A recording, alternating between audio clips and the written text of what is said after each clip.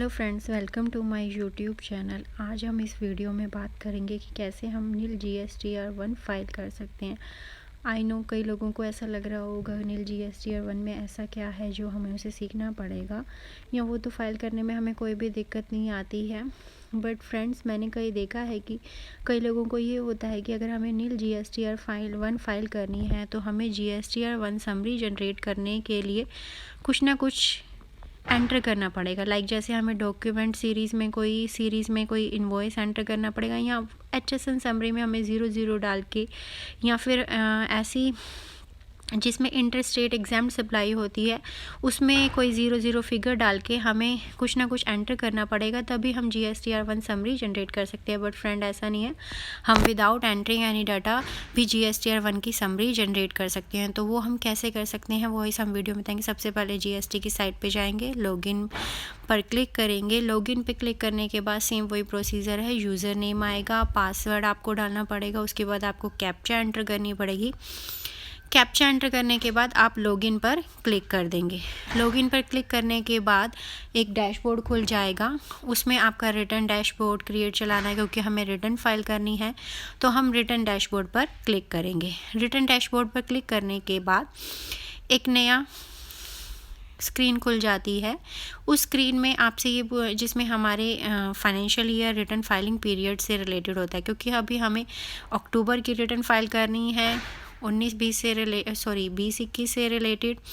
तो हम 20-21 करने के बाद अक्टूबर को सेलेक्ट कर लेंगे। अक्टूबर को सेलेक्ट करने के बाद हम सर्च करेंगे। सर्च पर जब हम क्लिक करते हैं तो उससे एक नीचे हमारे रिटर्न से रिलेटेड इन्फॉर्मेशन खुल जाती है, जिसमें रिटर्न से रिलेटेड आपको फाइलिंग का ऑप्शन एक्टिवेट हो जाता है। तो रिटर्न के उस पर क्लिक करने के बाद आप उसमें, जैसे कि आपको स्क्रीन पे नज़र आ रहा है, जिसमें हमें GSTR1, GSTR2A, 2B, GSTR3 भी आ रहा है। क्योंकि हमें GSTR1 फाइल करनी है तो हम प्रिपेयर ऑनलाइन पे क्लिक करेंगे, क्योंकि हमें ऑनलाइन ही रिटर्न करनी है। तो उसके बाद ये हमारा पोर्टल पे ही डैशबोर्ड खुल जाता है। उसे हम स्क्रॉल करने के बाद हम नीचे की तरफ आ जाएंगे, जहाँ पर कि GSTR1 समरी जनरेट करने का ऑप्शन आता है। तो अब हम क्या करेंगे, नीचे की तरफ स्क्रॉल करने के बाद यहाँ पे देखिए जनरेट GSTR1 समरी आएगा। अब हमें इसमें कुछ एंटर नहीं करना, बस हमें जनरेट GSTR1 समरी पर क्लिक करना है। हमें कुछ भी, कोई इनवॉइस से रिलेटेड इन्फॉर्मेशन, कोई एग्जाम सप्लाई से रिलेटेड इन्फॉर्मेशन कुछ भी एंटर नहीं करनी, हमें बस GSTR1 समरी पे जनरेट करना है। क्योंकि हमें नील रिटर्न फाइल करनी है, तो कई लोगों को ये ऐसा लगता है कि शायद GSTR1 की समरी बिना कुछ एंटर किए फाइल नहीं हो सकती। नहीं, वो हो सकती है। अगर हम सिर्फ अभी देखें, हम इसमें फाइल करेंगे ये GSTR1 की जनरेट GSTR1 समरी पर क्लिक करेंगे। उसके बाद हमें थोड़ी सी टाइम लगेगा, 5 मिनट के बाद समरी, अब देखिए ये जैसे स्क्रीन पे नज़र आ रहा है 5 मिनट या 2-3 मिनट के वेट के बाद समरी हमारी जनरेट हो जाती है।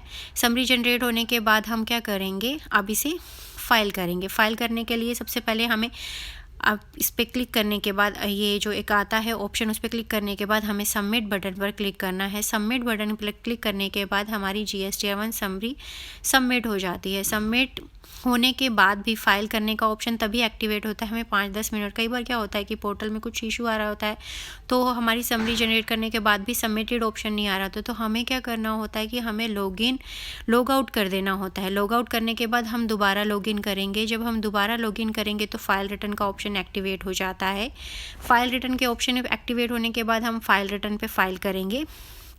फाइल करने के जब हम फाइल रिटर्न पे करते हैं, तो जैसे कि अभी स्क्रीन पे आपको दिख रहा होगा कि अभी भी समरी नहीं जनरेट हुई। ऐसा ये तब होता है जब हम पीक आवर्स में कर रहे होते हैं, कि जबकि GSTR1 की लास्ट डेट होती है, या साइट या पोर्टल में कुछ इशू आ रहा होता है। तो 5-10 मिनट वेट करने के बाद अगर हम दोबारा डैशबोर्ड पे जाएंगे, फिर दोबारा रिटर्न सेलेक्ट करेंगे, तो हमारी समरी जनरेट हो जाती है। तो हम क्या करेंगे, दोबारा से डैशबोर्ड पे जाएंगे, रिटर्न सेलेक्ट करने के बाद, रिटर्न पीरियड सेलेक्ट करने के बाद फिर हम फाइल रिटर्न के ऑप्शन पे आएंगे। फाइल रिटर्न के ऑप्शन पर आने के बाद थोड़ी देर बाद जब हमारी समरी जनरेट हो जाएगी, तो हमें वही DSC लगाने के साथ ही रिटर्न फाइल करनी है। अब देखिए कि हमारी समरी फाइल रिटर्न का ऑप्शन हमारी समरी जनरेट हो गई है। तो हम इस पर क्लिक करने के बाद अगर हमें DSC से सबमिट करने हैं तो DSC सबमिट करेंगे, अगर हमें EVC के थ्रू सबमिट करने हैं तो हम EVC के थ्रू से सबमिट करेंगे। तो DSC के थ्रू हमें करने हैं तो हम वो उसे DSC के थ्रू करेंगे, DSC में वही सेम।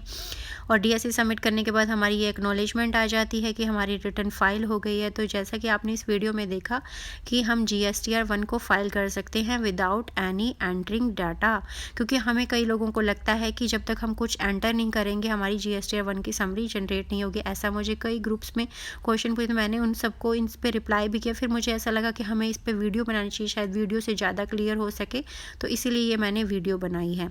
आई होप ये वीडियो आपको अच्छी लगी हो और इससे आपको कुछ ना कुछ इन्फॉर्मेशन मिली हो। अगर आपको ये वीडियो अच्छी लगी है तो प्लीज़ इसे लाइक करें और इसे शेयर करें ताकि ज़्यादा से ज़्यादा लोगों तक इन्फॉर्मेशन पहुँचे। Thanks for watching.